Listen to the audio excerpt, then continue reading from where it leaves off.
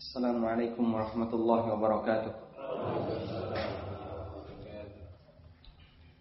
Alhamdulillahi hamdan katsiran tayyiban mubarakan fihi mubarakan alaihi kama yuhibbu rabbuna wa yarda.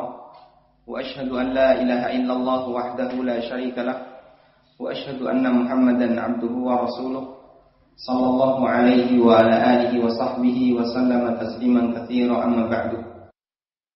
Syukur alhamdulillah kita haturkan kehadirat Allah Subhanahu wa taala yang telah membangunkan kita di pagi hari, mengembalikan roh yang sesaat dicabut oleh Allah Subhanahu wa taala sewaktu kita tidur.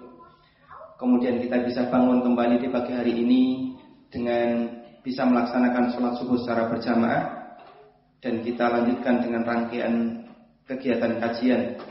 Semoga ini bagian dari menyambung amal soleh dengan amal soleh berikutnya. Kita juga bersyukur kepada Allah Subhanahu wa taala. Allah Subhanahu wa taala menjadikan kita hambanya yang beriman. Karena dengan iman yang kita miliki, kita menyadari bahasanya akan ada kehidupan yang kedua setelah kita menjalani kematian, yaitu kehidupan ketika kita harus mempertanggungjawabkan setiap apa yang kita miliki di hadapan Allah Subhanahu wa taala. Ini saya mohon maaf, kayaknya pesertanya banyak di sana ya. Sedih rotok mojok. Gini saja. Nek cara pitik, biasanya nek pitik matanya di samping lah. Di sini lebih sepi ternyata. Silahkan mendekat, semakin dekat semakin bagus. Fa idza marartum bi riyadil jannah farta'u. Apabila kalian melewati riyadul jannah, melewati raudhah, maka mendekatlah.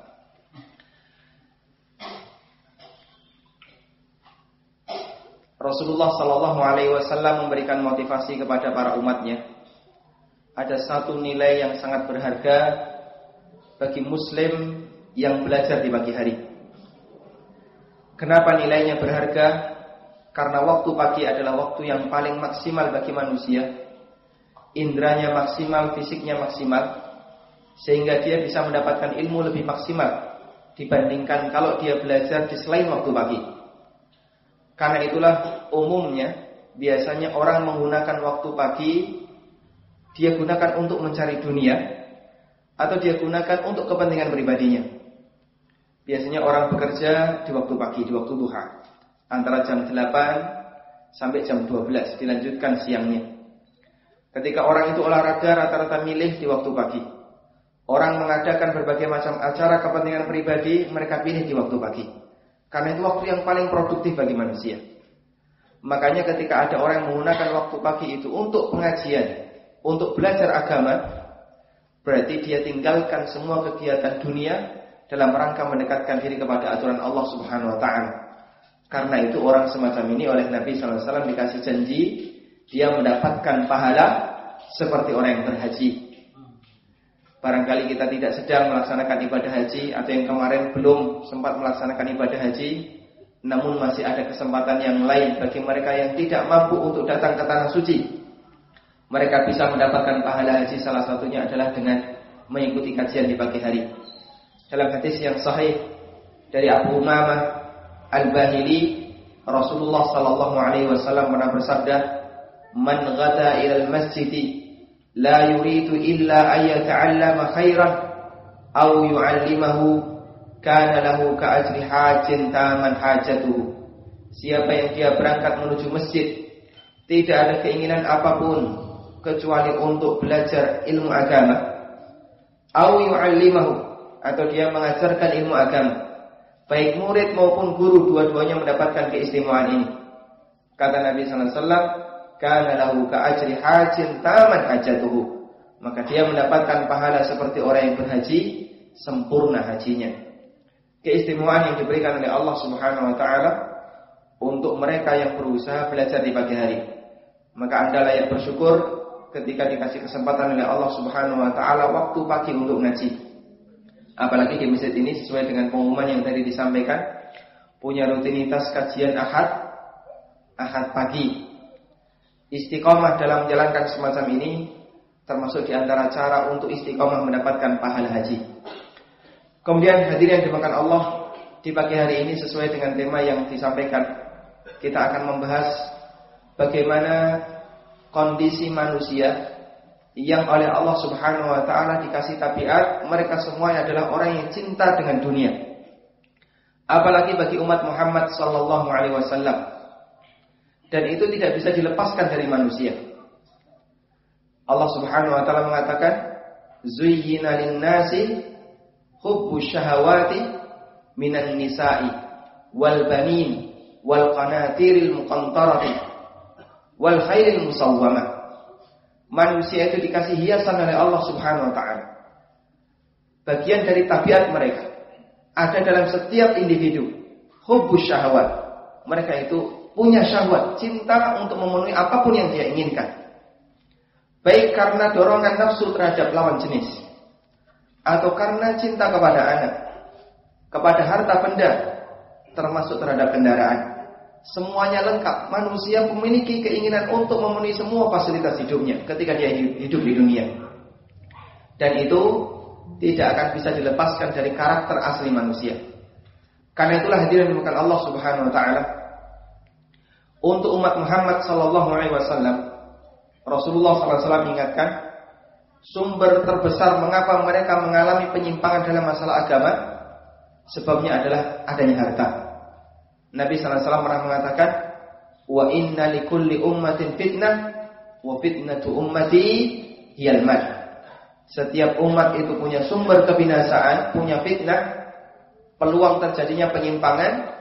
Wa fitnatu ummati hiyal mal. Dan Allah Subhanahu wa taala meletakkan fitnah umatku, sumber kebinasaan umatku itu ada pada harta.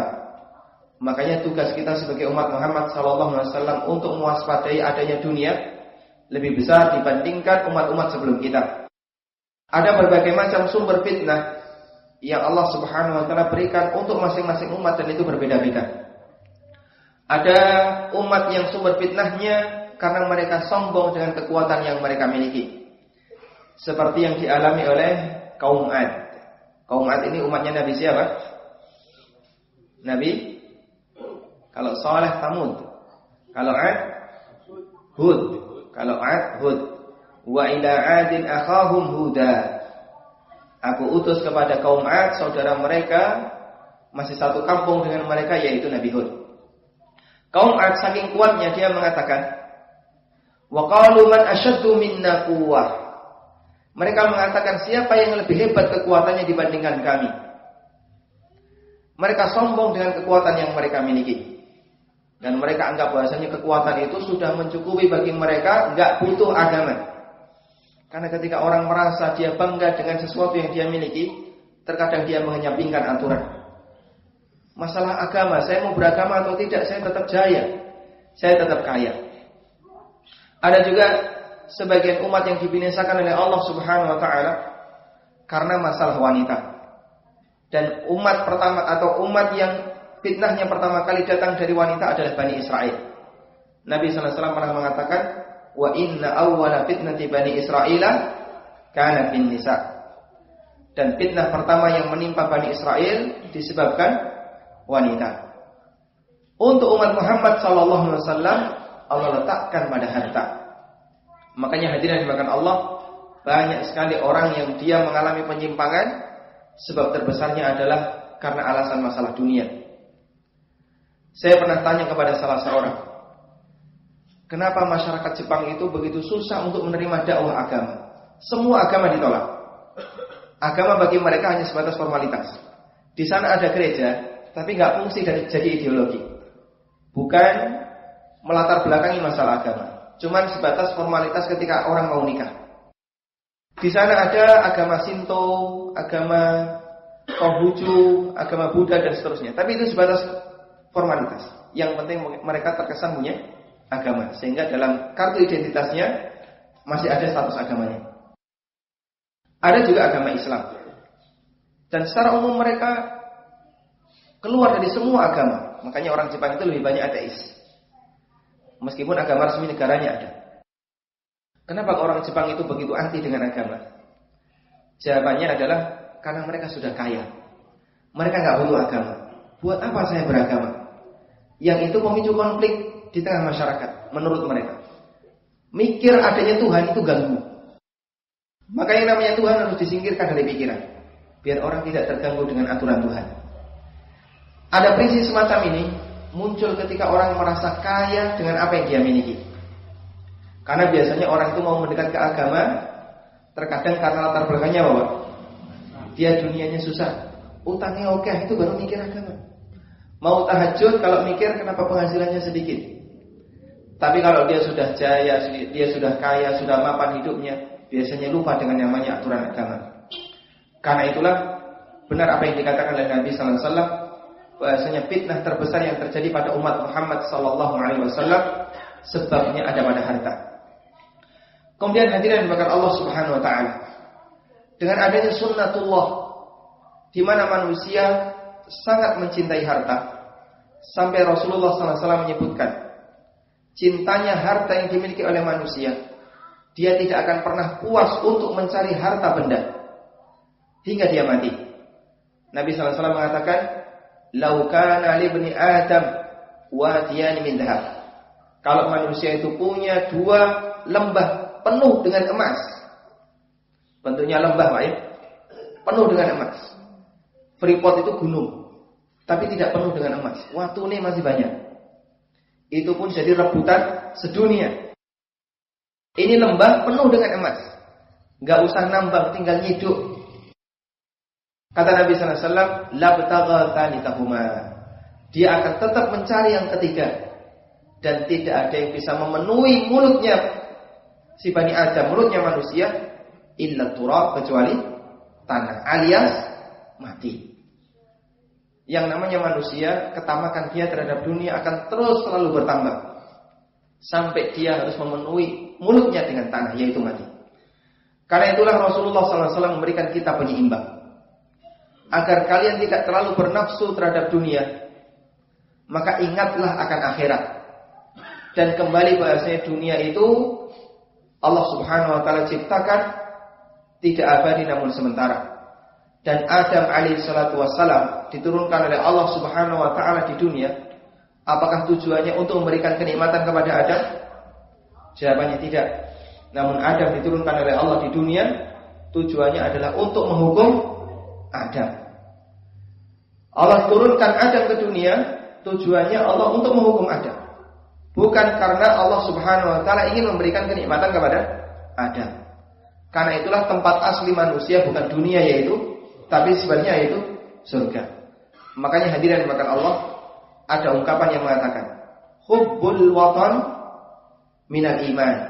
Cinta kepada negeri asal itu bagian dari iman. Ini bukan hadis, namun pernyataan ini dibenarkan oleh para ulama. Dan maknanya bukan cinta negara, bela negara bagian dari iman. Namun maknanya sebagaimana kata Al-Hafidz Ibnu Hajar, hubbul watan minal iman adalah mencintai negeri asal, yaitu tempat asal mula orang tua kita, Adam alaihissalatu wassalam, di surga. Itu bagian dari iman. Karena itulah cita-cita seorang muslim adalah bukan bagaimana dia melestarikan ketika dia tinggal di muka bumi ini, namun cita-cita seorang muslim adalah bagaimana agar dia bisa bertemu Allah Subhanahu wa taala dan mendapatkan janji bisa pulang kembali ke kampung halaman asal kita, yaitu surga Allah Subhanahu wa taala. Karena itu Rasulullah sallallahu alaihi wasallam dalam sebuah hadis yang diriwayatkan oleh Bukhari, beliau pernah memberikan pesan kepada umatnya bagaimana cara berinteraksi dengan dunia. Dari Ibnu Umar radhiyallahu anhu, Nabi sallallahu alaihi wasallam bersabda, "Kun fid dunya ka'annaka gharibun aw 'abiru sabil." Jadilah kamu manusia di dunia seperti 2 orang. Tingkatan yang pertama dan tingkatan yang kedua. Tingkatan yang pertama, ka'annaka gharib. Seolah-olah kamu itu adalah orang asing. Tingkatan yang kedua, aw 'abiru sabil. Atau kamu seperti orang yang hanya mampir, orang yang cuma lewat. Hadis riwayat Bukhari. Rasulullah sallallahu alaihi wasallam mengajarkan kepada umatnya, seperti inilah bagaimana cara manusia berinteraksi dengan dunia. Tanamkan perasaan dalam diri kita. Saya tinggal di dunia, saya seperti orang asing. Seperti orang di perantauan. Bukan tempat tinggal menetap bagi saya. Sehingga dia tidak kerasan. Dia nggak betah. Yang dia bayangkan adalah bagaimana agar saya bisa cepat pulang. Seperti saya seperti ini ya. Datang ke sini yang dipikirkan rumah. Kapan saya bisa pulang ke Jogja?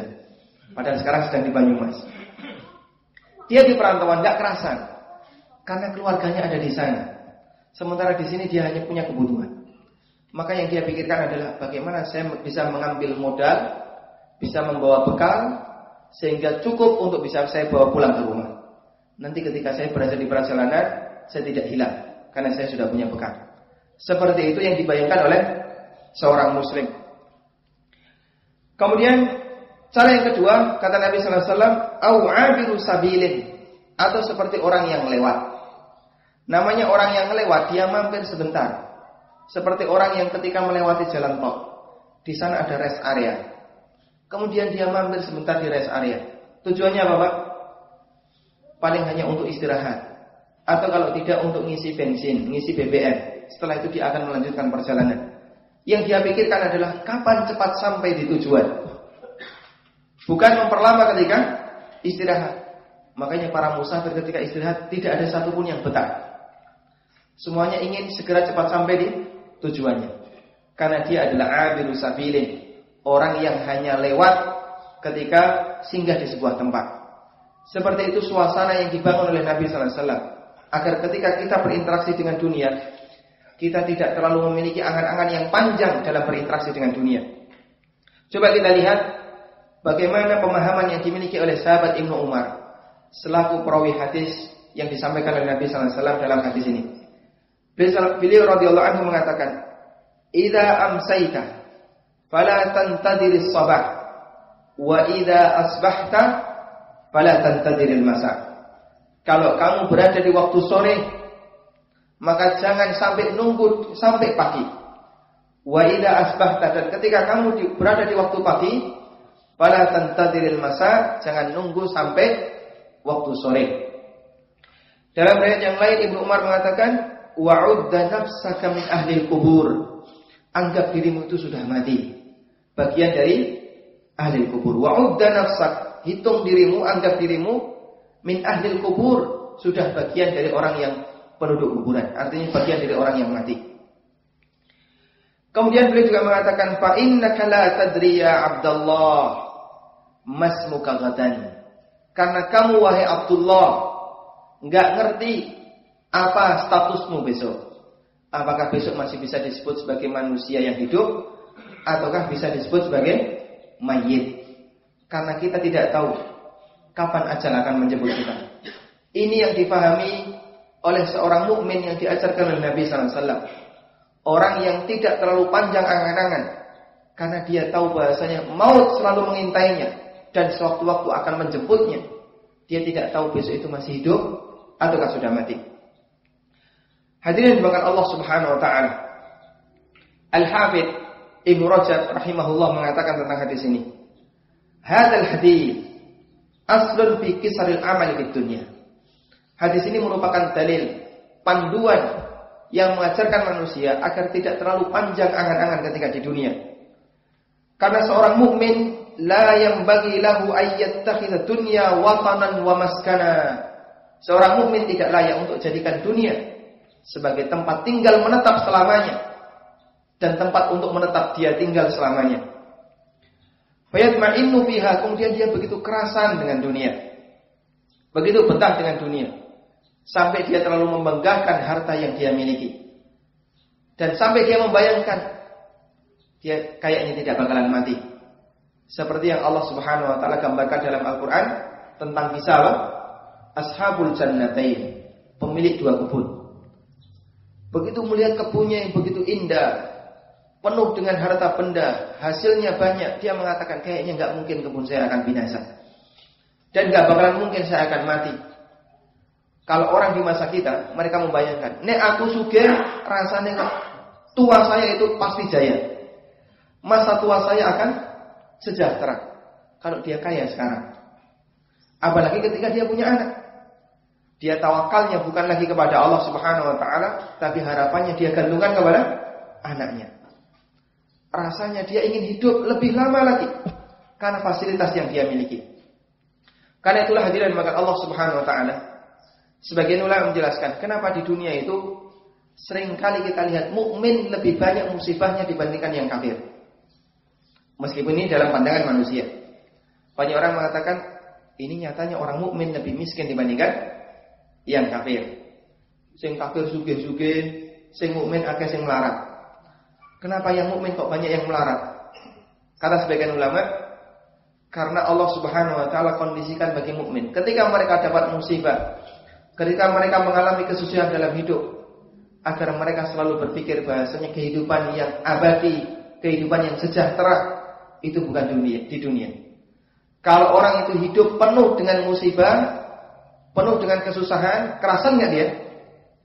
Kerasan atau tidak? Pasti enggak kerasan. Pengennya segera pulang. Anda di perantauan uripe rekoso. Meskipun mungkin dapat duit, tapi yang selalu dia bayangkan kapan bisa balik pulang. Saya ingin beristirahat bersama keluarga. Kenapa? Karena dia penuh dengan kesusahan. Seperti itu Allah Subhanahu wa taala. Cara Allah menanamkan bagi mukmin biar eling nek besok ada kehidupan yang lebih nyaman, Allah kasih musibah. Kamu enggak enak kan sekarang? Sekarang kamu sakit, sekarang kamu mengalami kemiskinan, mungkin utangmu banyak, kadang kamu dikejar-kejar orang, ditekan orang lain dan seterusnya. Biar kita tidak terlalu kerasan dengan kehidupan dunia.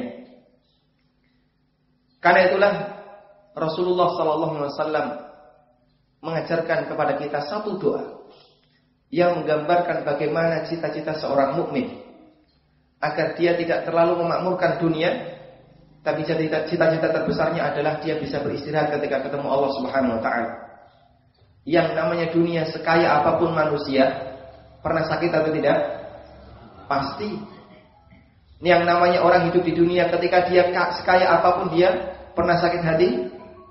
Pasti. Sehingga manusia itu sakit lahir batin. Capek lahir batinnya. Fisiknya capek karena musibah, karena kecelakaan, karena sakit. Hatinya juga capek karena dia mengalami sakit hati, kadang loro hati karo anake, nesu karo bojone, belum lagi dengan tetangganya. Makanya manusia capek lahir batin. Karena itu istirahat kita bukan di dunia, tapi istirahat kita adalah ketika kita bertemu Allah Subhanahu wa taala. Makanya Nabi sallallahu alaihi wasallam mengajarkan satu doa. Dan mohon doa semacam ini kita rutinkan. Waj'alil mauta rahatan lana min kulli syarr. Jadikanlah kematian itu ya Allah kesempatan untuk beristirahat bagi kami min kulli syarrin, dari setiap keburukan. Jadikan kematian itu kesempatan untuk beristirahat dari setiap keburukan. Karena dunia tidak bisa dijadikan sebagai tempat beristirahat. Istirahat di dunia itu kecampuran dengan kemelaratan. Makanya nikmat dunia itu bercampur musibah. Ini agar seorang mukmin sadar, biar saya tidak terlalu kerasan dengan dunia. Hadirin dimakan Allah Subhanahu wa taala. Pesan yang diberikan oleh Nabi sallallahu alaihi wasallam tadi, kun fid dunya ka'annaka gharib aw 'abiru sabil. Jadilah kamu di dunia seperti orang asing atau orang yang lewat singgah di sebuah perjalanan. Ternyata sejalan dengan pesan orang-orang saleh masa silam dan pesan para nabi di masa silam. Salah satunya Allah ceritakan di surat Ghafir. Allah Subhanahu wa taala mengkisahkan nasihat yang diberikan oleh salah satu orang saleh di tengah keluarganya Fir'aun. Pesan yang dia sampaikan kepada Fir'aun, apa kata dia? Ya qaumi innama hadhil hayatud dunya mata' wa innal akhirata hiya darul qarar. Wahai kaumku, ingatlah bahasanya kehidupan di dunia ini adalah kenikmatan yang sementara. Sementara kehidupan yang abadi. Adapun kehidupan yang abadi, wa innal akhirah, dan akhirat adalah hiya darul qarar, itulah tempat tinggal yang abadi, yang tidak akan ada ujungnya. Sehingga dia diingatkan, kalian kenapa takut kepada Fir'aun? Banyak orang yang latar belakangnya itu karena ingin mendapatkan kesejahteraan dunia. Kalau saya membela Bani Israel, apa yang bisa diharapkan? Diperes ramatu gede, dibeleh ramatu dudui. Kebalik ya. Mereka orang miskin, nggak punya apa-apa. Kalaupun disembelih nggak ada darahnya, diperes nggak ada airnya. Apa yang bisa diharapkan? Makanya terkadang ada orang yang itu punya harapan. Saya ingin selalu dekat dengan orang kaya. Ingin dekat dengan orang yang punya pangkat dan kedudukan. Biar saya dapat fasilitas. Minimal nanti kalau hartanya nyiprat sampai ke saya. Ini yang diingatkan oleh orang soleh di kalangan keluarga Fir'aun. Agar mereka tidak silau dengan harta yang dimiliki oleh Fir'aun. Sehingga menjadi penyebab mereka menolak dakwahnya Musa alaihissalatu wassalam. Ya qaumi innama hadhil hayatud dunya mata, wahai kaumku, kehidupan dunia ini hanyalah kenikmatan sementara. Wa innal akhirata hiya darul qarar, sementara tempat tinggal yang abadi adalah akhirat. Rasulullah SAW dalam hadis yang lain, beliau juga pernah menjelaskan kedudukan beliau dan pandangan beliau terhadap dunia. Beliau pernah mengatakan, mali walid dunya, apa urusanku dengan dunia?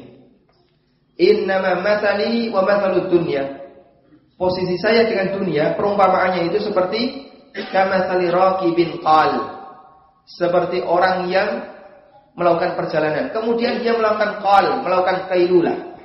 Namanya qailulah itu tidur siang. Orang ketika tidur siang ada yang 4 jam.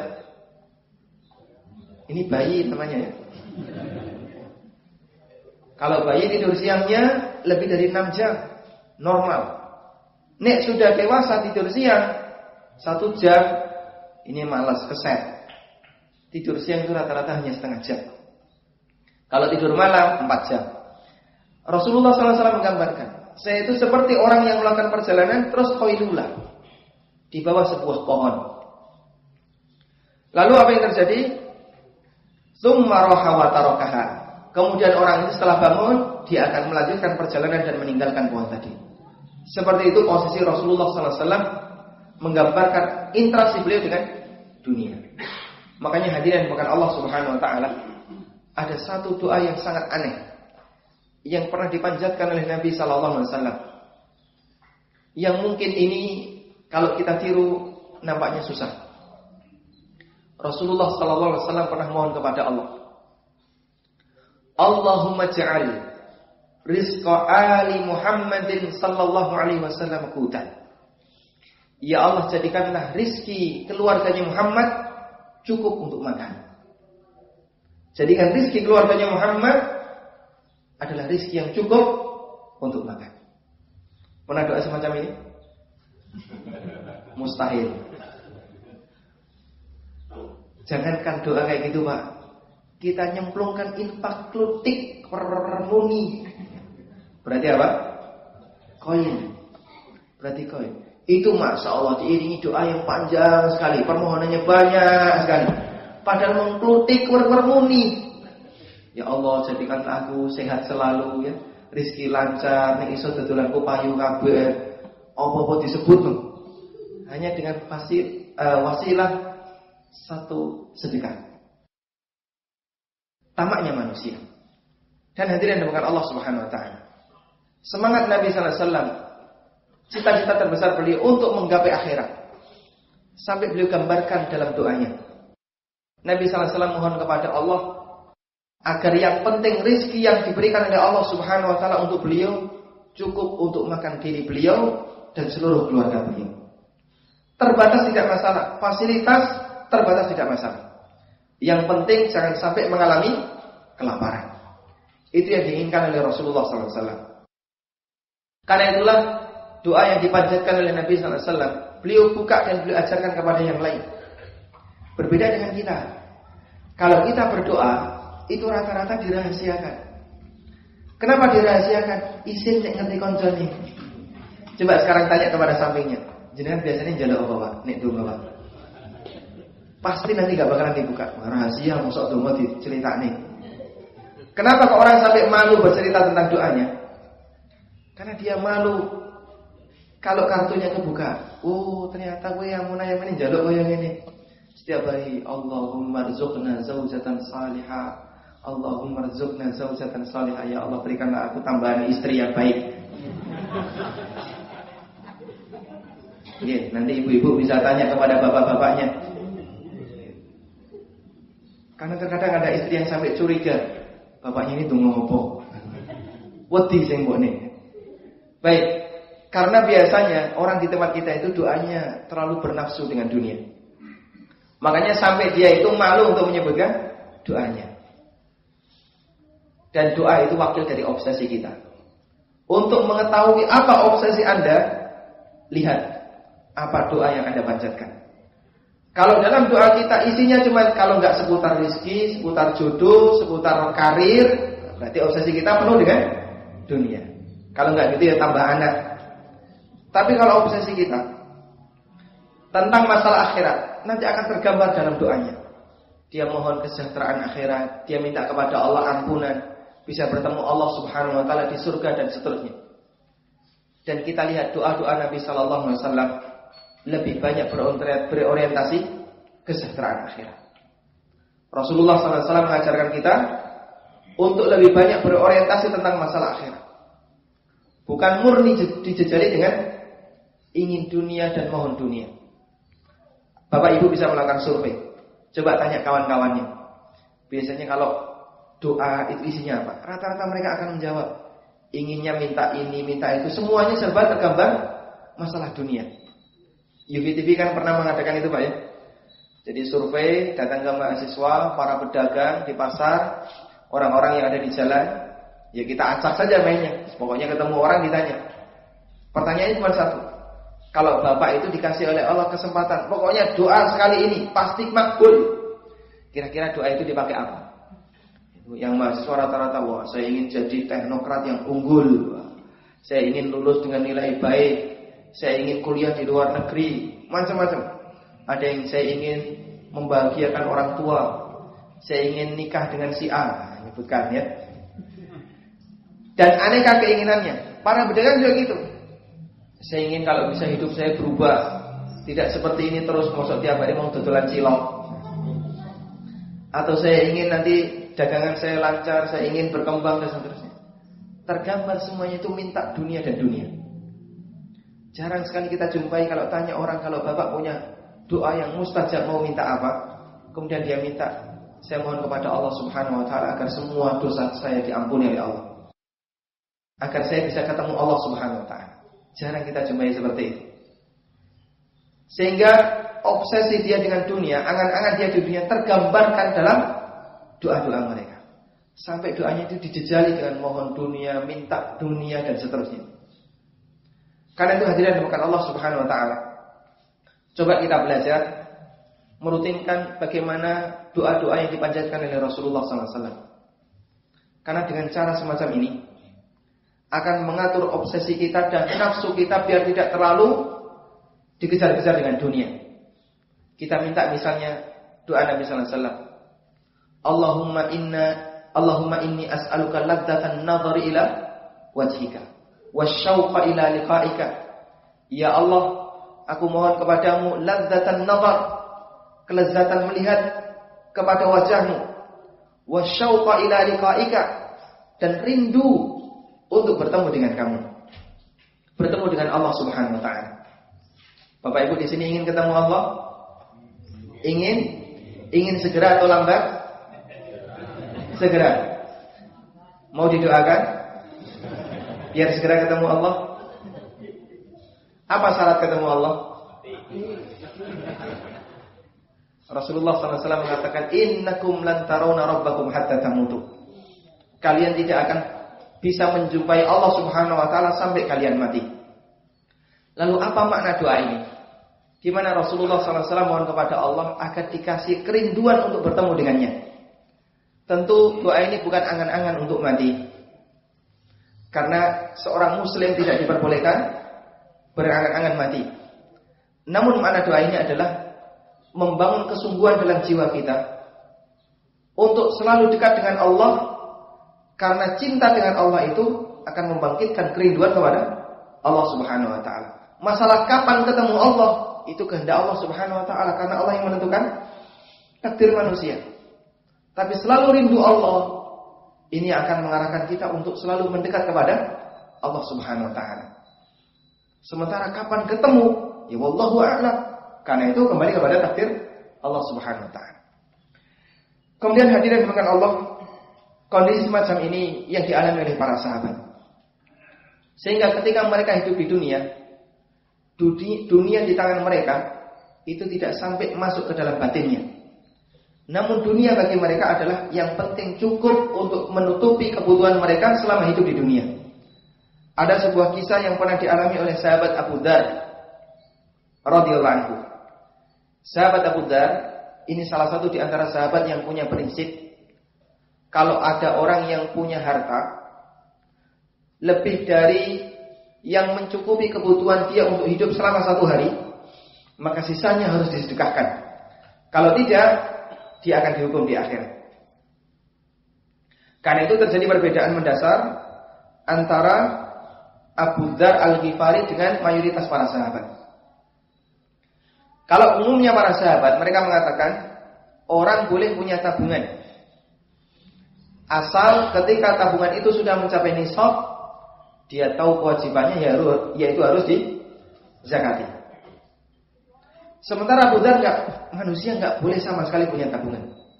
Kalau dia punya tabungan, hanya boleh diambil yang cukup untuk kebutuhan sehari itu, sisanya disedekahkan. Kalau misalnya ada orang yang sehari punya penghasilan 100.000, kemudian ternyata kebutuhan hidup dia bersama anak dan semua istrinya, kembali ya, bersama istri dan semua anaknya, cukup hanya 50.000, maka yang 50.000 disedekahkan. Sisanya tidak boleh diambil. Ini prinsip siapa? Abu Dzar Al-Ghifari. Sampai terjadi ketegangan antara Abu Dzar dengan Khalifah Utsman bin Affan. Makanya kemudian Abu Dzar dikasih pilihan, sebaiknya Anda mengasingkan diri dari kota Madinah atau cabut pendapat Anda. Dan Abu Dzar lebih memilih yang pertama. Kemudian beliau meninggalkan kota Madinah dan pindah ke Robadah. Karena terjadi kericuan. Ketika Abu Dzar punya prinsip, pokoknya siapapun yang punya tabungan, punya harta simpanan, maka dia akan dihukum di neraka. Nah, Abu Dzar radhiyallahu anhu dengan prinsip semacam ini hidupnya sangat sederhana. Suatu ketika, dakhala rajulun ala Abi Dzar. Ada orang yang bertamu ke rumahnya Abu Dzar. Sesampainya di rumah Abu Dzar, ja'ala yuqallibu basarahu fi baiti. Dia pun tengok ke rumahnya Abu Dzar. Ini mana barangmu? Sendok enggak ada, piring enggak ada, gelas enggak ada. Enggak ada perabotan apapun. Jadi sisanya cuma ke kanan tembok, ke kiri tembok, ke bawah tanah. Ke atas enggak ada genteng ya. Soka enggak ada. Adanya cuma tanah liat.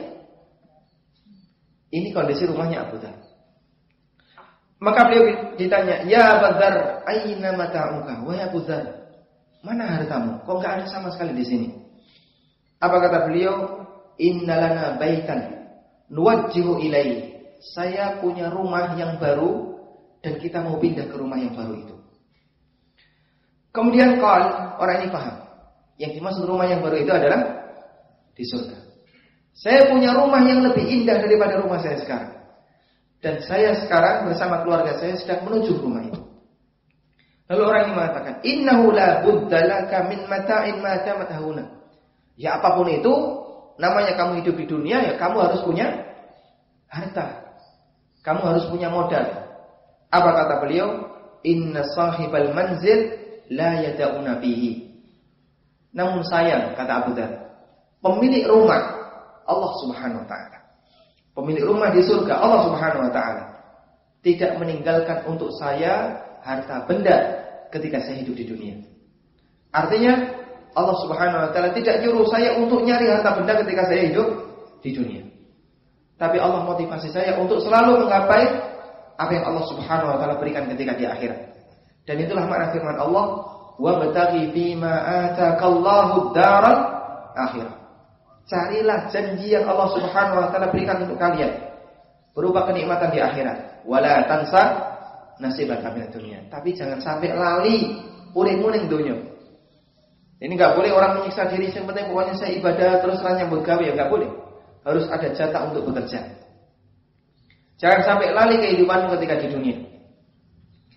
Sehingga hadirin makan Allah, keseimbangan yang dibangun dalam Al-Quran keliru kalau kata orang 50% dunia, 50% akhirat. Kenapa? Karena yang Allah ajarkan bukan itu. Yang Allah ajarkan maksimalkan akhirat, dunia jangan sampai lupa. Makanya dunia di tangan para sahabat, kata Syekhul Islam Ibnu Taimiyah, itu seperti toilet bagi kita. Baik, saya tanya, apakah ada orang di zaman ini, apakah ada di antara kita yang nggak butuh toilet? Bapak Ibu butuh toilet nggak? Nggak butuh? Butuh tidak? Butuh. Semua orang butuh. Semua orang butuh toilet. Ada nggak orang yang cinta dengan toilet? Wah, saya sangat butuh toilet. Saya mencintai toilet. Maka toilet ada di mana-mana. Di kamar ada 2 toilet, ya. Di ruang tamu ada 3 toilet. Semua orang butuh toilet. Kepentingan dia untuk buang hajat. Dia punya kebutuhan di situ.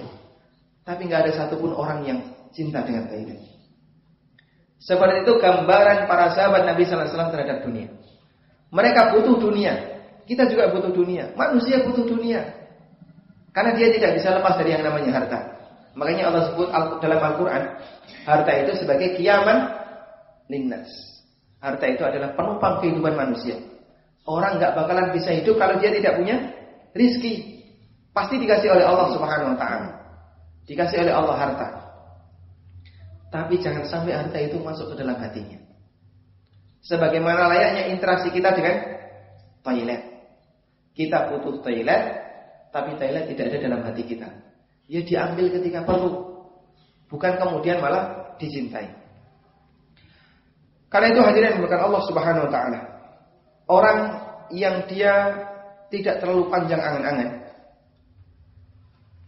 yang dia berusaha memahami bahasanya dunia ini hanyalah tempat sementara yang sebentar lagi akan dia tinggalkan, maka dia tidak akan pernah menunda untuk beramal soleh ketika dia yakin sebentar lagi dia akan mati.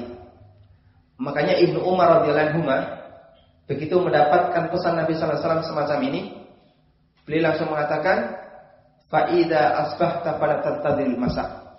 Kalau kamu di sore hari, di pagi hari jangan tunggu sampai sore. Wa idza amsayta fala tantadhil sabah. Dan kalau kamu berada di sore hari jangan tunggu sampai pagi. Karena kita tidak tahu apa status kita besok. Kita tidak tahu apakah nanti masih bisa menghadap kepada Allah Subhanahu Wa Taala dalam beribadah ataukah tidak. Ini yang difahami ketika orang itu tidak terlalu jauh angan-angannya. Makanya dia tidak membayangkan, aku nek apik sok nek wis tuwa. Siapa yang jamin kalau kamu sampai tua? Saya mau bertobat nanti saja kalau saya sudah kaya. Siapa yang jamin kamu bisa kaya? Siapa yang jamin kamu masih punya nyawa besok harinya? Tidak ada satupun yang bisa menjamin. Maka manusia yang sadar bahasanya dia hanya lewat di dunia ini, dia akan selalu waspada. Hidupku harus selalu diisi dekat dengan Allah Subhanahu Wa Taala. Semua kesempatan bagaimana bisa kita jadikan sebagai bentuk ibadah kepada Allah Subhanahu Wa Taala. Ada sebuah pernyataan yang disampaikan oleh Atha As-Sulami rahimahullah. Dalam salah satu doanya beliau mohon kepada Allah, Allahumma arham fid dunya ghurbati. Ya Allah, rahmatilah aku ketika aku mengalami keterasingan di dunia. Warham fil qabri wahsyati. Dan rahmatilah aku ketika aku sendirian di kuburan. Warham mauqifi ghadan baina yadayka. Dan berilah rahmat kepadaku ketika aku menghadap dirimu besok ketika di akhirat. Dia menyadari bahasanya sebentar lagi dia akan pindah alam. Saya tidak tinggal menetap di sini, tapi sebentar lagi saya akan pindah alam ke kuburan, pindah alam kemudian menghadap Allah Subhanahu Wa Taala. Dan semuanya penuh dengan keterasingan. Makanya Atha As-Sulami mohon kepada Allah agar selalu dirahmati di saat kita berada di dunia dalam kondisi terasing. Kemudian di saat kita berada di kuburan dalam kondisi sendirian, gak ada yang menemani kita. Dan di saat kita menghadap Allah Subhanahu Wa Taala yang harus mempertanggungjawabkan apa yang kita lakukan. Yang terakhir hadirin dimakan Allah Subhanahu wa taala. Lalu bagaimana caranya agar orang itu bisa selamat sehingga tidak terlalu panjang angan-angan? Maka dia bisa melaksanakan pesan Nabi sallallahu alaihi wasallam, kun fid dunya ka'annaka gharib. Jadilah manusia di dunia seperti orang yang asing. Ada satu pesan yang sangat indah yang pernah disampaikan oleh seorang ulama namanya Fudail ibn Iyad. Fudail bin Iyad. Fudail ini dulunya seorang perampok. Tapi beliau perampok di masa silam beda dengan sekarang.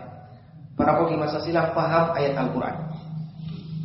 Suatu ketika Fudail ini mau mengincar sasarannya. Dia naik ke atas genteng.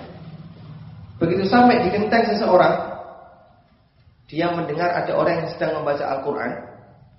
Tepat membaca firman Allah Subhanahu wa taala, "Alam ya'ni lil ladzina amanu an takhsha'a qulubuhum li dzikrillah wa ma nazala minal haqq." Bukankah sudah saatnya bagi orang yang beriman untuk takut kepada Allah Subhanahu wa taala dan mengingat Allah Subhanahu wa taala dan kembali kepada kebenaran yang telah Allah turunkan. Mendengar ayat ini Fudail langsung termenung. Dia mau ngerampok enggak jadi ngerampok, malah ngaji tafsir. Kemudian dia mikir, kapan lagi saatnya kalau bukan sekarang? Seketika itu dia langsung bertobat kepada Allah Subhanahu wa taala, mohon ampun kepada Allah, turun. Dan kemudian dia memperbaiki dirinya sampai akhirnya jadi ulama besar. Ini kehebatan perampok di masa silam karena paham Al-Quran. Kalau perampok di masa kita dibacakan ayat kursi gak mempan, harus kursinya dilempar juga. Dan beliau punya seorang putra namanya Ali. Yang Ali ini dikenal sebagai orang yang gampang terenyuh ketika mendengarkan Al-Quran.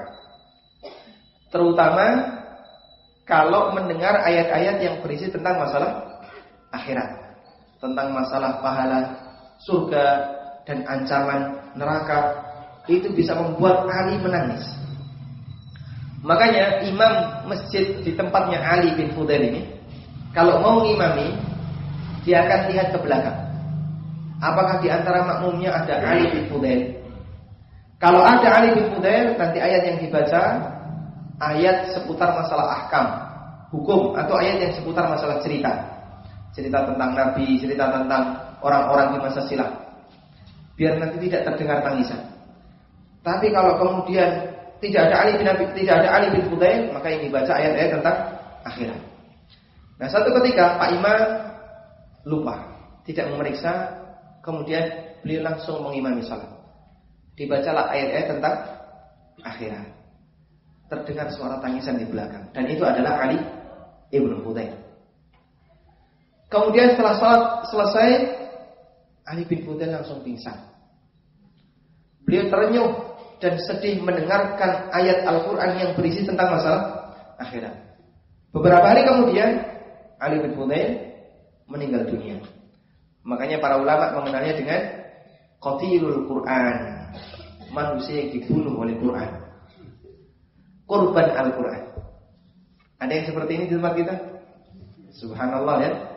Kita baca saja tidak dong, apalagi mengrungokno tinggal turu. Tapi orang di masa silam, dia bisa mati gara-gara mendengarkan Al-Quran. Makanya dia digelari qatilul Quran. Baik, Fudail bin Iyad. Kita kembali kepada ceritanya Fudail bin Iyad. Suatu hari beliau bertemu dengan orang yang cukup tua, usianya 60 tahun. Di sini ada yang 60 tahun? Bapak berapa Pak? 73, bukan 60 tahun. Ada yang 60 tahun? 60 berapa? 60 pas. Boleh kita jadikan sebagai contoh kasus. Fudail bin Iyad rahimahullah ketemu dengan orang yang berusia 60 tahun. Kemudian orang yang ditanya, "Kam atat alaika?" Sudah berapa usia Bapak? Beliau mengatakan, "Sittuna sanah." Usia saya 60 tahun. Fudail langsung mengatakan, "Masya Allah, anta tasiru ila rabbika sittina sanatan takadu an tablugha." Masya Allah, Anda ini berjalan menuju Allah Subhanahu wa taala selama 60 tahun, sebentar lagi Anda akan sampai. Yang 60 tahun sebentar lagi mau sampai. Kalau 70 tahun udah lewat.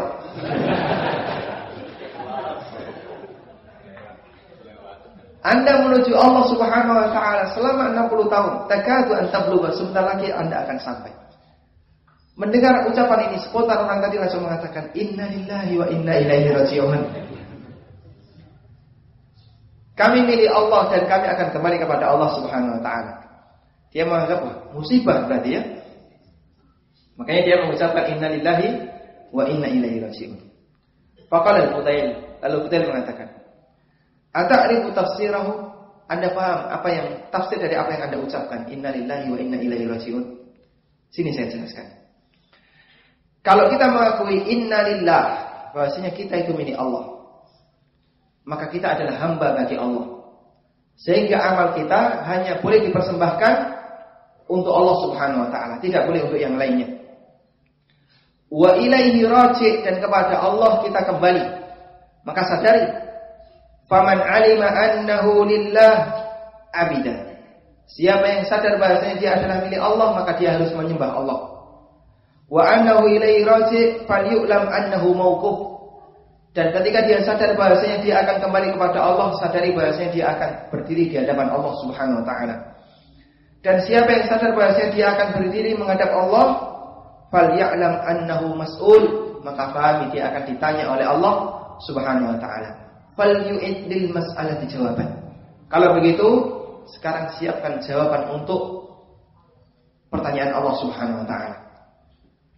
Akhirnya orang ini pun ketakutan.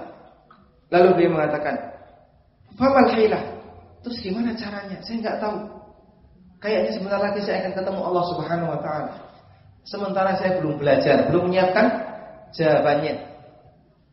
Karena saking ketakutannya, seperti orang ketika dikasih tahu, kamu mau ujian, kalau nggak lulus wah bahaya, bisa dipenjara. Akhirnya dia kebingungan. Terus gimana caranya? Kemudian Fudail bin Iyad mengatakan, yasirun liman yassarahullah. Caranya gampang, secara teori gampang, tapi prakteknya yang susah, kecuali bagi orang yang dimudahkan oleh Allah Subhanahu wa taala. Apa yang beliau katakan? Beliau ngasih sebuah nasihat. Nasihat ini layak untuk kita tulis dengan tinta emas. Beliau mengatakan, ahsin fima baqiya yughfar laka ma madha, fa innaka in asa'ta fima baqiya ukhitta bima madha wa bima baqiya. Berbuat baiklah kamu di sisa usiamu, yughfar laka ma madha, maka kamu akan diampuni untuk semua kesalahanmu di masa silam. Fa innaka in asa'ta fima baqiya, karena kalau kamu masih berbuat jahat di sisa usiamu, ukhitta bima baqiya wa bima madha, kamu akan disiksa di masa silam, kesalahan kamu di masa silam dan kesalahan kamu di masa mendatang. Wa innamal a'malu bil khawatim, karena yang namanya amal itu tergantung dari ujungnya. Kalau ujungnya baik, semua dinilai baik. Sebaliknya ketika ujungnya jelek, semuanya dinilai jelek. Tergantung dari ujungnya. Ini yang dibesarkan oleh Fudail bin Iyad. Perbaiki dirimu di sisa usiamu.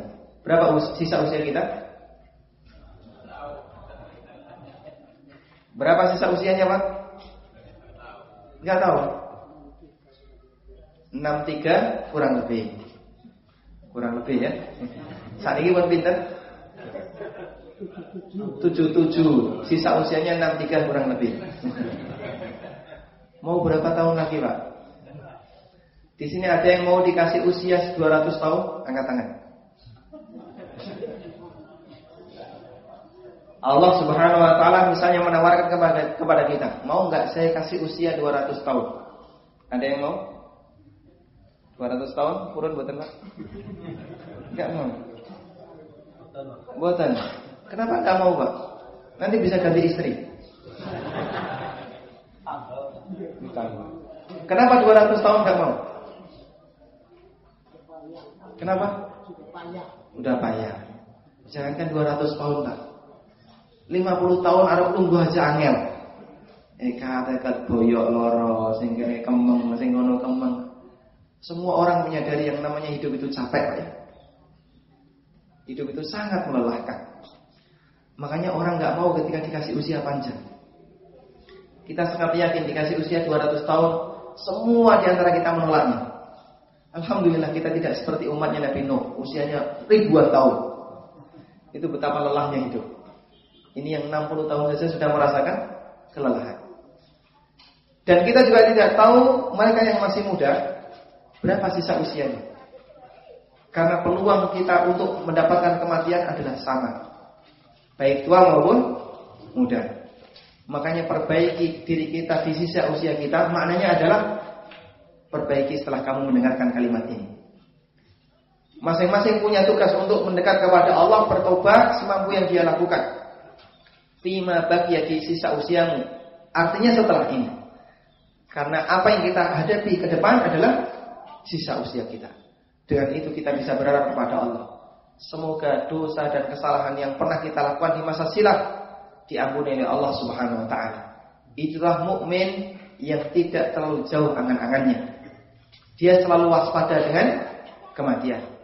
Dia selalu menyadari bisa saja yang namanya kematian akan menjemput dirinya tanpa dia ketahui kapan itu akan datang. Semoga Allah Subhanahu wa taala jadikan kita hambanya yang selalu istiqomah di jalannya, dan Allah Subhanahu wa taala berikan kemudahan kita untuk mendapatkan husnul khatimah. Wa sallallahu ala nabiyyina Muhammadin wa ala alihi wa sahbihi wa sallam. Wa akhiru da'wana alhamdulillahirabbil alamin. Ada pertanyaan yang sangat bagus. Tolong berikan tips bagaimana agar bisa istiqamah. Ini tugas semua orang. Jangankan kita, Rasulullah sallallahu alaihi wasallam dalam sebuah riwayat dari Ibnu Abbas, beliau pernah mengatakan, "Syayyabatni Hudun wa akhwatuha." Surat Hud dan saudara-saudaranya surat Hud itu membuat aku beruban. Kata para ulama, kenapa Nabi sallallahu alaihi wasallam beruban dengan surat Hud? Karena surat Hud itu ada perintah untuk istiqomah kepada Allah Subhanahu wa taala. Fastaqim kama umir. Istiqomahlah kamu sebagaimana kamu diperintahkan. Makanya perintah untuk istiqomah itu perintah yang sangat berat. Namun apapun itu yang namanya muslim harus berusaha untuk memperbaiki dirinya. Ada tugas berat, gak boleh dia tinggalkan karena alasan berat. Dia harus berusaha untuk menyempurnakan dirinya. Terus bagaimana teori untuk bisa istiqomah? Hadirin dimakan Allah, ada beberapa cara yang bisa kita lakukan untuk istiqomah. Pertama, miliki yang namanya wadhifah. Miliki yang namanya wadhifah. Apa itu wadhifah? Wadhifah adalah amal sunnah yang menjadi rutinitas kita selain dari amal wajib yang kita lakukan. Para ulama menyebutnya wadhifah. Dan hendaknya masing-masing muslim itu punya wadhifah sesuai dengan latar belakang dan kemampuan yang dia miliki. Ada sebagian orang yang dia kadang lebih senang sholat dibandingkan puasa. Saya itu nek poso ora kuat, tapi nek tahajud insya Allah kuat. Maka silakan perbanyak sholat, meskipun terkadang puasa sunnahnya tidak banyak. Sebaliknya ada orang yang dia nggak kuat sholat malam, tapi kalau puasa kuat. Aku gini sholat wengi mesti ndase ngeluh. Apalagi kalau kemudian suasananya sangat dingin, pasti nanti sakit, muntah pilek, entah hidung buntet dan seterusnya. Pokoknya akhir dia bangun sebelum subuh dia sakit. Tapi kalau saya puasa, saya kuat. Silakan orang semacam ini perbanyak puasa, meskipun nanti sholat malamnya lebih sedikit, sehingga masing-masing orang bisa mengukur seberapa jauh potensi yang dia miliki. Saya itu cocok di ibadah apa. Ada sebagian orang yang kalau dia baca Quran kuat, tapi kalau disuruh puasa nggak kuat. Ini seperti yang dialami oleh sahabat Ibnu Mas'ud radhiyallahu anhu. Makanya beliau pernah dikritik oleh sebagian orang. Ibnu Mas'ud itu kenapa kok puasanya jarang? Padahal dia seorang tokoh. Kata Ibnu Mas'ud, saya itu kalau rajin puasa nanti nggak kuat baca Quran. Sementara saya lebih menyukai qiraah, memperbanyak bacaan Quran dibandingkan amalan puasa. Makanya beliau jarang puasa dan lebih banyak membaca Al-Quran. Lebih banyak kajian tafsir, baca Quran, memberikan penjelasan tentang Quran dan seterusnya. Nabi sallallahu alaihi wasallam pernah mengatakan, "Khudhu minal a'mali ma tutiqun, fa innallaha la yamallu hatta tamallu." Ambil amal soleh yang mampu kalian kerjakan, karena Allah Subhanahu wa taala tidak akan pernah bosan untuk memberikan pahala amal kalian hatta tamallu, sampai kalian bosan dalam beramal. Ini pesan yang diberikan oleh Rasulullah agar manusia itu masing-masing punya yang namanya apa tadi? Wadhifah. Punya yang namanya wadhifah. Dan wadhifah, kalau milih wadhifah itu upayakan jangan terlalu berat. Lebih baik ringan, yang penting rutin, daripada berat tapi cuma diamalkan sekali dua kali. Karena kita diajarkan dalam Islam, ketika beramal itu bukan beramal sistem borongan. Beramal langsung buahnya, setelah itu gak ngamal lagi. Tapi kita diajarkan oleh Allah untuk beramal secara rutin, meskipun sedikit. Makanya Nabi SAW mengatakan, wa in ahabbal a'mali ilallahi adwamuha wa in qalla. Amal yang paling dicintai oleh Allah Subhanahu wa taala adalah amal yang paling rutin meskipun sedikit. Jadi masing-masing Bapak Ibu punya rutinitas amal saleh. Misalnya mau ngeraketan 2 rakaat meskipun hanya 2 rakaat salat duha. Saya ingin setiap hari pokoknya salat duha. Berapa rakaat? 2 rakaat cukup, silakan. Tambahkan 4 rakaat juga silakan. Yang penting bukan 3 rakaat ya. Jadinya witir siang hari. Orang boleh melakukan salat duha sesuai dengan kemampuannya. Yang penting rutin. Jangan cuma hari ini salat duha 20 rakaat, 12 rakaat. Setelah itu tidak duha selama 6 bulan. Begitu ingat lagi salat duha, dia salat duha lagi. Bukan seperti itu. Tapi yang benar gimana? Rutin. Ada orang yang dia jarang zikir, begitu dijak zikir langsung mujadah. Mulai jam 8 dalu sampai jam 2 gitu bubar. Subuhnya orang sholat, karipan. Dia borong zikir. Kalau semacam ini caranya, ini bukan model amal yang diajarkan oleh Islam. Yang bagus bagaimana? Sedikit tapi rutin. Kita biasanya borong baca Quran ketika Ramadan.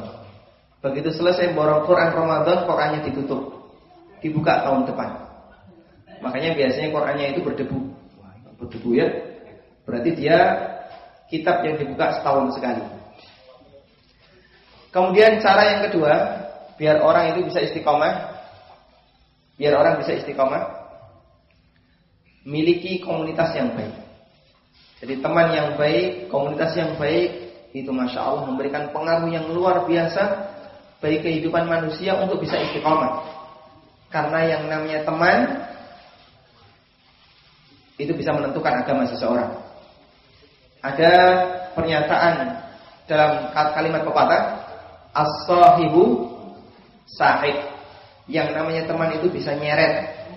Sebagaimana bisa nyeret ke arah surga, dia juga bisa nyeret ke arah neraka. Meskipun terkadang orang gak kroso kalau dia diseret oleh temannya. Dan biasanya begini Bapak Ibu, manusia itu lebih nurut kepada temannya dibandingkan kepada orang tuanya. Kadang ada orang tua yang sampai ngelus dodo. Iki anakku nek tak kongkon ra tau gelem, nek dicegah ra tau nurut. Tapi nek dikongkon kancane langsung nurut. Padahal kancamu ya ora tau keimangan awakmu. Sing nyekolahna ya dudu kancamu. Sing ngasih nafkah dudu kancamu. Sampai orang tuanya itu sedih. Karena ternyata anaknya lebih nurut kepada temannya dibandingkan kepada orang tuanya. Bagaimana caranya? Karena hati selalu galau. Galau tentang hari akhirat saya. Karena merasa dosa banyak dan amal sangat sedikit. Dan harap serta takut akan amal. Takut amal tidak diterima. Bagaimana nasib masa depan akhirat saya? Wallahu a'lam, saya juga nggak tahu. tidak tahu kondisi akhirat siapapun kecuali Allah Subhanahu wa taala. Dan kita juga tidak tahu apakah amal kita diterima oleh Allah ataukah tidak. Tapi hadirin yang dimuliakan Allah, di antara ciri orang saleh adalah mereka yang takut amalnya tidak diterima. Allah mengatakan dalam Al-Qur'an, "Walladzina yu'tuna ma atau wa qulubuhum wajilatun annahum ila rabbihim raji'un." Dan di antara orang yang saleh adalah mereka beramal dengan apa yang mereka lakukan. Wa qulubuhum wajilah. Sementara hati mereka takut. Dan mereka yakin mereka akan kembali kepada Allah Subhanahu wa taala. Aisyah radhiyallahu anha ketika mendengar ayat ini, beliau bertanya kepada Rasulullah sallallahu alaihi wasallam, "Ya Rasulullah, apakah maksud dari ayat ini ada orang yang dia sholat, dia zakat, di saat yang sama dia juga maling, dia berzina, sehingga dia takut jangan-jangan amalnya tidak diterima gara-gara dia melakukan pelanggaran maksiat?" Apa jawab Nabi sallallahu alaihi wasallam? "La ya bintas Siddiq." Bukan seperti itu wahai putri Siddiq, wahai Aisyah. Namun mereka adalah orang-orang yang beramal kepada Allah wa yakhafuna alla yutaqabbala minhum. Namun mereka takut jangan-jangan amal yang mereka lakukan tidak diterima oleh Allah Subhanahu wa taala. Dan ini termasuk di antara ciri orang saleh. Makanya orang yang takut amalnya tidak diterima, biasanya yang dia lakukan apa? Kalau dia putus asa, ini gayanya orang kafir. Wala yai'asu min rahmatillahi illal qaumul kafirun. Tidak ada orang yang putus asa terhadap rahmat Allah kecuali orang kafir. Tapi sebaliknya, ketika orang itu takut amalnya tidak diterima, dia akan berusaha untuk beramal semaksimal yang bisa dia lakukan agar amalnya sempurna, sehingga dia bisa yakin amalnya diterima oleh Allah Subhanahu wa taala. Atau dia semakin yakin, semakin dekat kalau amalnya diterima oleh Allah Subhanahu wa taala.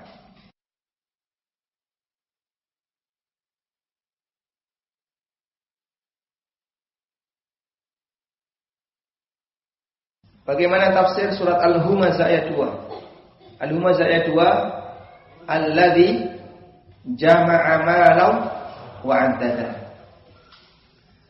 Yaitu orang yang mengumpulkan harta dan menghitung-hitungnya. Maksudnya, ada sebagian orang yang punya karakter, nek nyawang duit rasane atine marem. Ayam, seneng. Kalau dia lihat saldo rekening, tenang. Makanya tiap hari kalau dia baru buka apa, misalnya tabungan ya, buka rekening, kemudian ada uang masuk, uang keluar, dia lihat, cek saldo. Ngapain kok cek saldo? Saya itu tenang kalau lihat saldo saya. Ini karakter manusia yang jama'a malan wa addada. Dijelaskan oleh Imam Ibnu Utsaimin. Ada sebagian orang yang kadang ketika dia punya uang disimpan di dalam lemari, dan dia selalu berpikir tentang uangnya.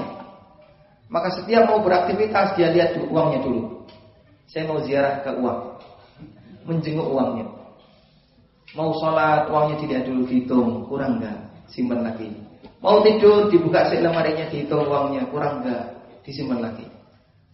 Pagi hari bangun tidur ada yang kurang enggak, dilihat lagi, dihitung lagi. Dan begitu seterusnya. Ada model manusia kayak gini? Banyak. Ada sebagian orang yang terlalu sensitif dengan uang yang dia miliki, selalu diperhatikan, selalu dijaga, hitung. Ini yang terkena dalam ayat. Makanya termasuk nasihat yang perlu kita perhatikan adalah jangan suka memperhatikan saldo rekening. Dan jangan sampai jadi orang yang nek nyawang saldo rekening kok rasane ayem, tentrem, seneng. Ngalah nyawang bojone. Nek nyawang bojone senep, obatnya nyawang saldo. Apalagi kayak gitu ya.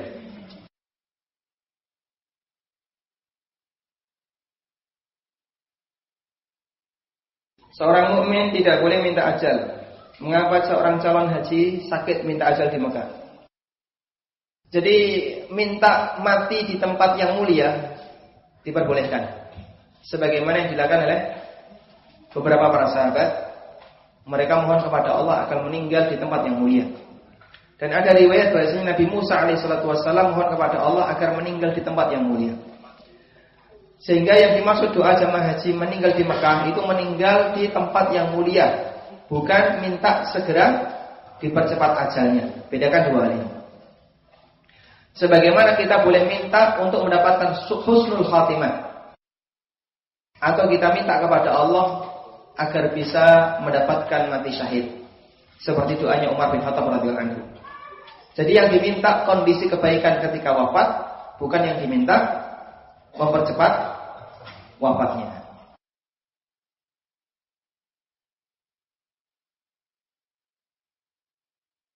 Bagaimana kalau orang mukmin kerjanya di bank atau koperasi?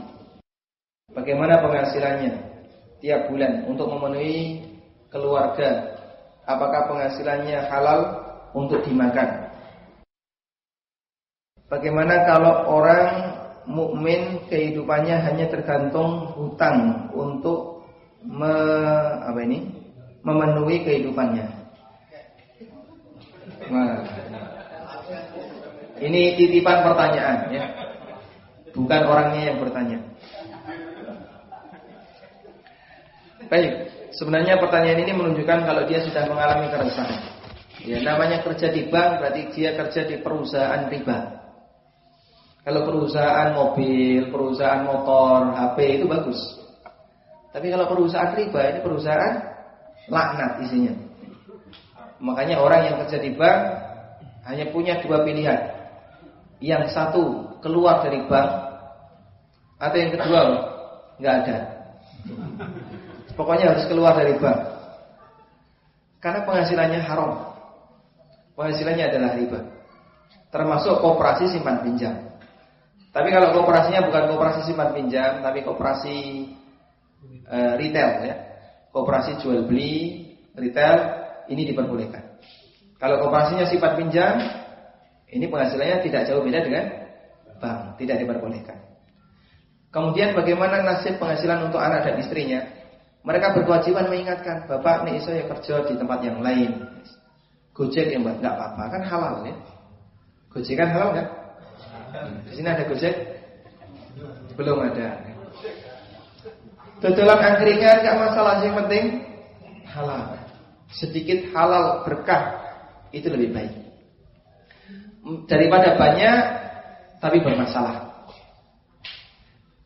Sampai Nabi SAW menyebut orang yang lelah mencari harta halal itu seperti orang yang fisabilillah. Lelah mencari yang halal itu fisabilillah. Daripada banyak tapi tidak bermartabat dengan cara yang haram. Ya, ini malah datangkan azab bagi dirinya dan keluarganya atau orang-orang yang mendukung kegiatannya. Ada sebuah hadis yang diriwayatkan oleh Ibnu Majah dari Rafi' bin Khadij radhiyallahu anhu. Beliau bersama para sahabat yang lain pernah melihat ada orang yang kerjanya itu rajin, sregep. Akhirnya para sahabat ini berkomentar, "Ya Rasulullah, lau ja'alahu fisabilillah." Ya Rasulullah, andaikan kesungguhan orang ini dijadikan di jalan Allah, dia gunakan untuk jihad. Kemudian Nabi SAW membalas kritikan para sahabat. Beliau mengatakan, "Lau kana kharaja yas'a liwaladihi sighar, kana fisabilillah." Kalau dia keluar bekerja untuk mencukupi kebutuhan anaknya yang masih kecil-kecil, dia fisabilillah. Lau kana kharaja yas'a li nafsihi ya'ufuhu. Kalau dia bekerja untuk mencukupi kebutuhan pribadinya, biar enggak nyadong minta-minta untuk menjaga kehormatannya, karena fisabilillah itu di jalan Allah. Kenapa semua ini dinilai oleh Nabi sallallahu alaihi wasallam fisabilillah? Karena orang ini lelah mencari yang halal. Makanya jangan khawatir, meskipun bisa jadi penghasilannya sedikit, tapi ketika itu halal, meskipun sangat melelahkan, enggak masalah. Jadi kuli rekoso. Tapi kok penghasilannya cuma segini, lelah dia. Lelah mendapatkan yang halal itu dipuji oleh Rasulullah SAW seperti orang yang berada di jalan Allah Subhanahu Wa Taala.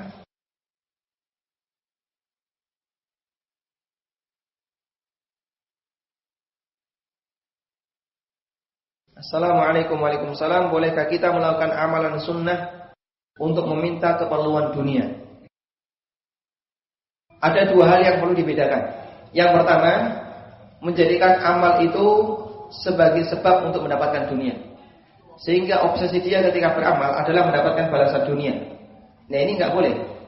Semacam ini termasuk diantara tidak jauh beda dengan orang yang riya, beramal untuk mendapatkan pujian manusia. Aku sedekah men cepet sugih, sedekah men cepet duwe anak, atau tahajud biar ujiannya lulus. Kadang nih anaknya rasa tahajud ditahajudi wong tuane. Kadang kan ada gitu Pak ya. Ibu kok rasa poso masani anaknya dipasani. Maksudnya bagaimana? Dia itu punya keinginan biar anaknya sukses, direwangi poso wong tuane. Berarti dia berharap dari amal yang dia lakukan bisa mendapatkan balasan dunia. Ini yang nggak boleh. Yang boleh bagaimana?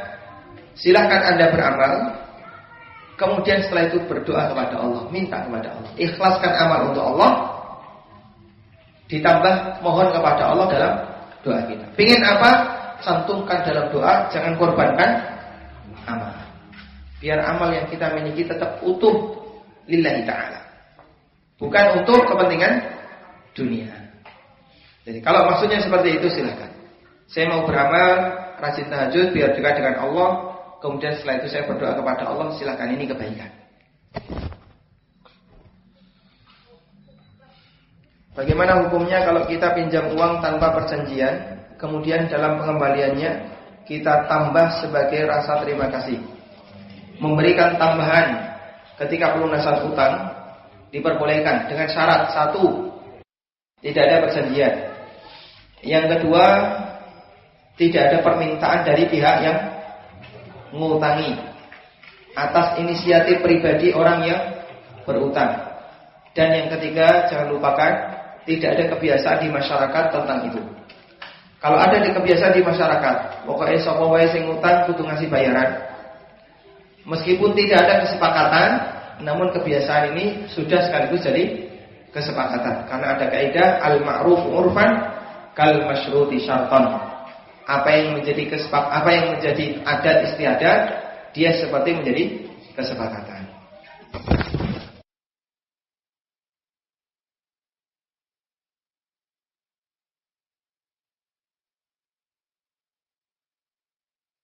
Assalamualaikum warahmatullahi wabarakatuh. Waalaikumsalam warahmatullahi wabarakatuh.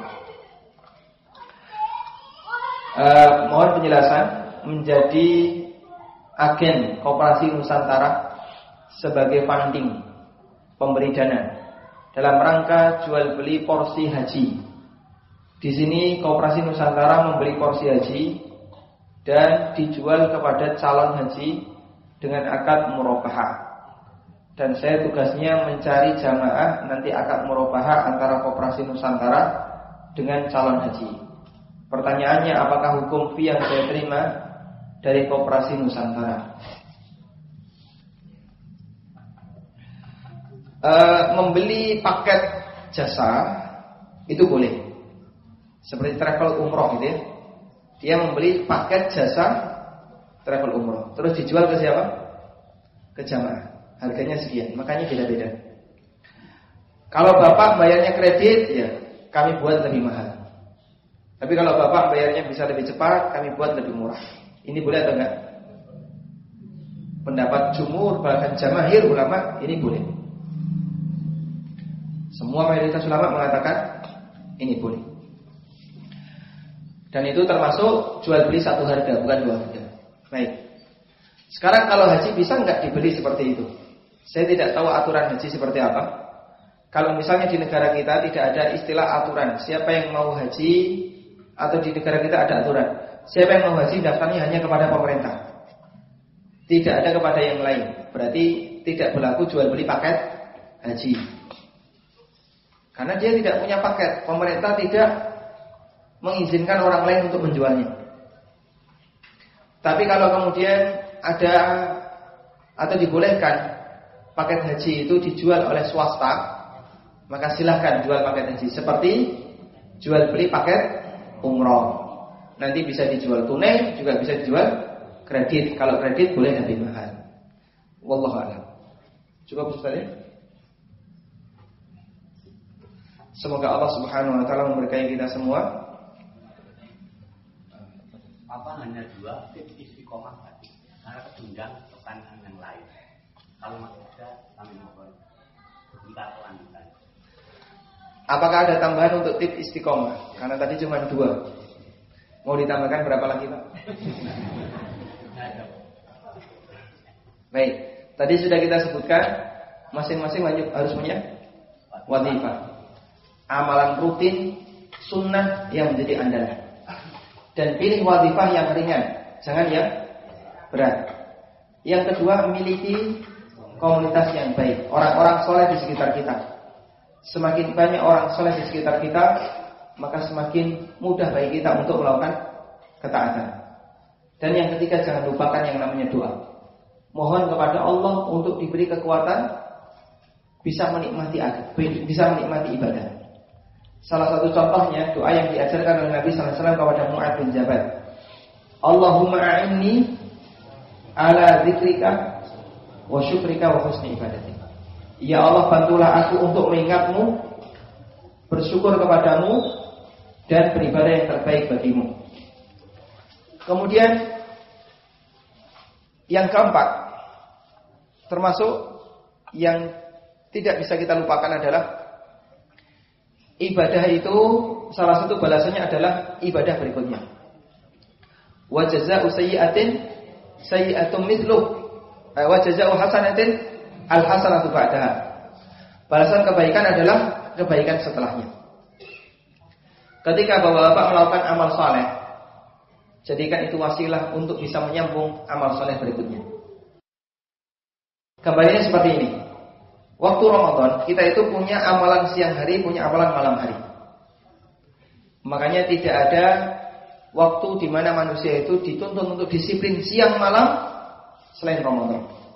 Siangnya puasa, malamnya qiyamul lail. Selama 1 bulan. Terus bagaimana? Ini kan berat. Kata para ulama, jadikan waktu siangmu, beribadah siangmu untuk wasilah agar bisa beribadah di malam hari. Jadikan ibadah waktu malammu untuk wasilah agar bisa sempurna ibadah di siang hari. Sehingga ibadah itu menjadi cara kita untuk membantu agar bisa beribadah setelahnya. Terus maksudnya bagaimana? Berdoa kepada Allah, mohon kepada Allah, berharap kepada Allah semoga dengan ibadah yang saya lakukan dibalas oleh Allah dengan ibadah berikutnya. Sehingga kita selalu sinambung antara satu ibadah dengan ibadah berikutnya. Wallahu a'lam. Wa sallallahu ala nabiyyina Muhammadin wa ala alihi wa sahbihi wa sallam wa akhiru da'wana alhamdulillahirabbil alamin. Subhanakallahumma wa bihamdik asyhadu an la ilaha illa anta astaghfiruka wa atubu ilaik. Wassalamualaikum warahmatullahi wabarakatuh.